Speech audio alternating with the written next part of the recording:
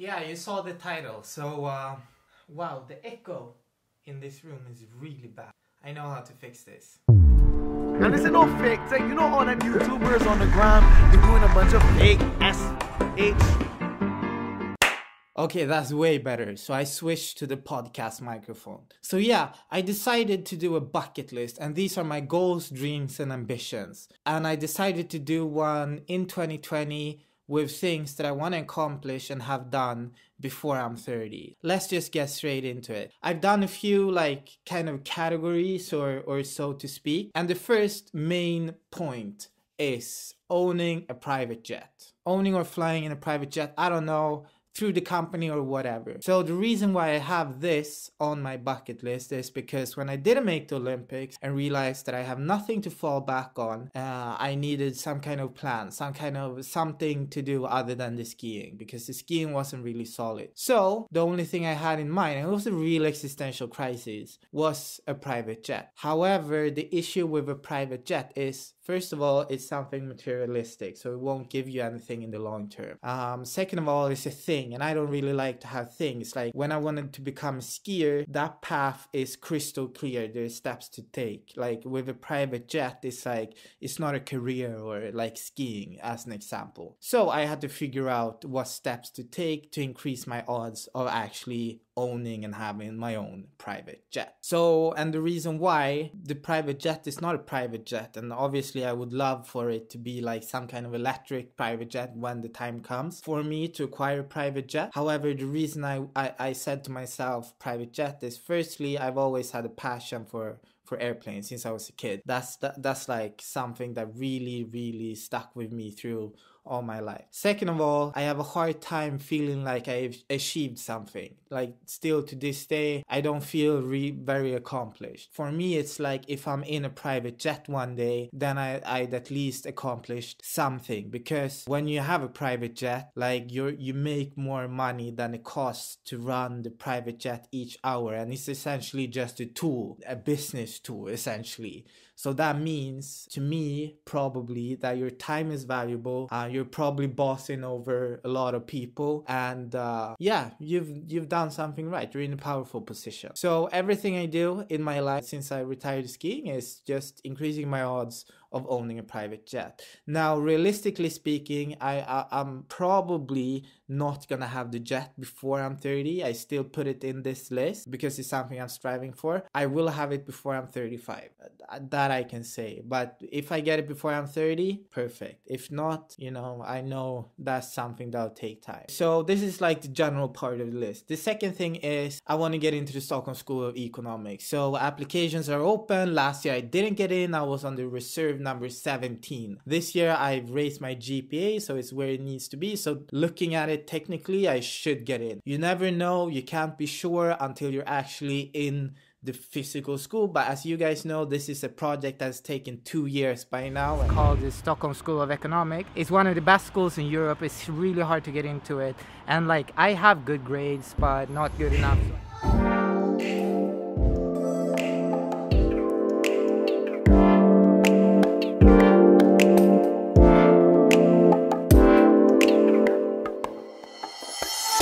Guys, I'm studying my balls off. I have a Spanish test in an hour and 10 minutes. I mean, now the goal is study, CEO, boom. However, to get there, you gotta do the work. I've gone through a lot to get this done, and this is also one of the things that it's like a first step towards the private jet, because it's one of the best schools in Europe, universities, and so with that comes a lot of reputation. And it's like they say, it's not what you learn or something in the books when you attend Harvard. It's the people that get into the school that shows you that they have something extra, or want to work hard, etc, etc. So that's on my bucket list, and I intend to check it off after this summer. Next thing is I want to make the Forbes 30 under 30 list. That's just something that I want to do. I think it'll be a good recognition, and it'll build to my track record, etc. For what? Not sure yet, but I'll definitely figure something out. We'll see. Before I'm 30, I want to donate $1 million to charity. Not sure what charity or, whatever, but I feel like if I'm able to donate $1 million to charity before I'm 30, that would be a really cool accomplishment, because there's really nothing more powerful than the feeling of helping other people out. So that's something I want to do. And then something else that's kind of in line with this whole private jet thing is working at McKinsey. That's something I want to do before I'm 30. Hopefully, if I get into the school, and then after the school, get into the McKinsey. The reason why, once again, I'm tying it back to the private jet is because 3 out of 5 entrepreneurs that has gone to McKinsey, they write on their website that they're a place to nurture talent. 3 out of 5 people that start a company after McKinsey, they become unicorn companies, which means they're valued at $1 billion within 3 years of starting the company. So I just really like those odds, as well as the connections and networking you get from working there. So it's definitely a strategic choice. I do have options. I've talked about this on the podcast. Like I love Revolut. It's a sick company. It's the future. So who knows? But McKinsey is on my bucket list. It's also one of it's the creme de la creme of management consultancies. It's the elite of the elite. It's the most difficult to get hired at. So that's also part of the attraction, why I feel like that's something that I want to do.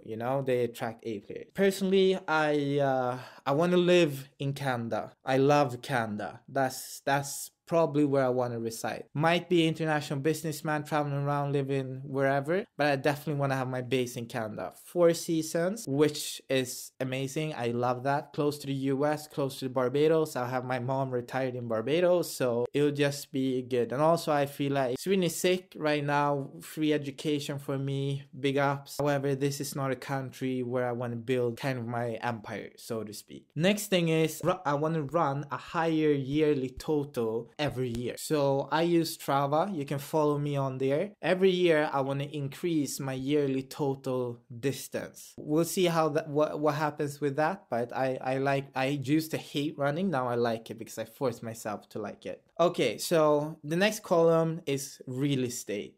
So I want to own, before I'm 30, 4 rental properties in Barbados. As simple as that. When it comes to, I also want to, I'm not sure if that would be in Sweden before I'm 30 or in Canada before I'm 30, but I want to own an apartment complex of at least 16 units, because that's what Grant Cardone says that he wished he started out with.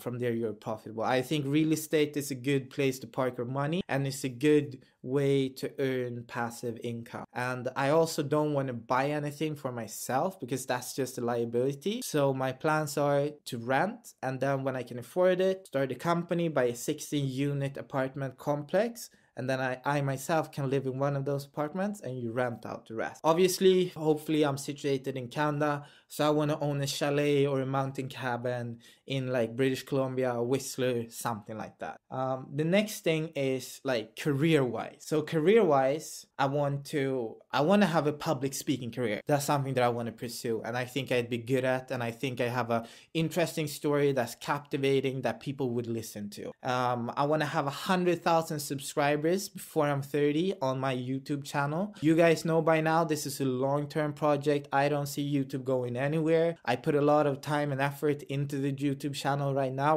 We've done it every week for the past forever, how long, Next thing is I want to have 100,000 monthly listeners on the Breeze podcast. I think this will all grow as I grow within the business community, and I get more reputation as well as the fact that I'm sharing everything transparently with you guys on this YouTube channel. You got to see me try to make the Olympics, fail at that. The European Cup, making history for Barbados, everything is all on here, which is sick, and I think that's cool. Because in the future, imagine if you could go back, look at Elon Musk when he was growing up, Jeff Bezos or whatever. Shout out to the future. People watching this, study and learn. And then I have this other little tab called streams of income.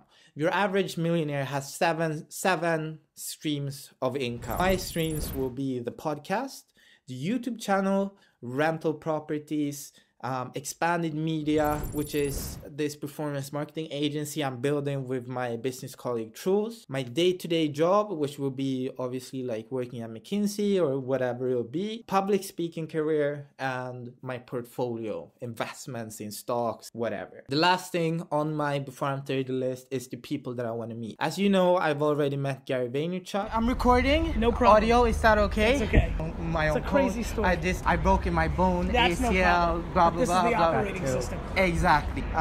It's free to study here in Sweden. I know your thoughts on I know, studying. but free is great. Yeah, because you know you do business with people. He follows all me the on top Twitter people now, though, in so he knows Sweden, his- he and knows they my venture on into the world. Go to that school, right? Yeah, you'll make real relationships there. And unlike the United States, you won't collect debt. Yeah, exactly. And you It's won't free. fuck with the head. I Yeah. think you're going down the right path. Okay. Wow. I want to meet him again, sit down, talk on a podcast, something like that. Second person is Ray Dalio. Ray Dalio is someone that I admire, that I look up to. He's the Steve Jobs of investment. That's something that I want to meet, someone that I want to meet before I'm 30. I read his book, good book, Principle, you should read it. Third person is Jay-Z. I think Jay-Z is sick, wicked, like, you know, I listen to him a lot.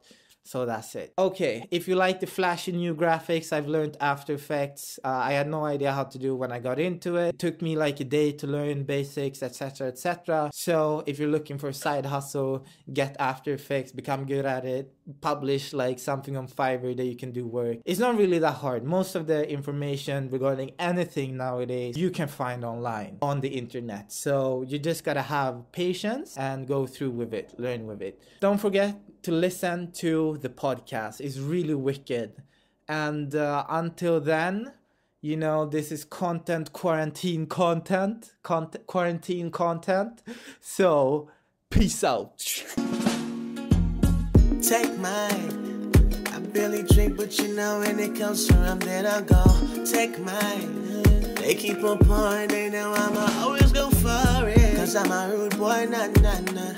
You got that shape like la, la, la. I make you scream, oh yeah, yeah, yeah.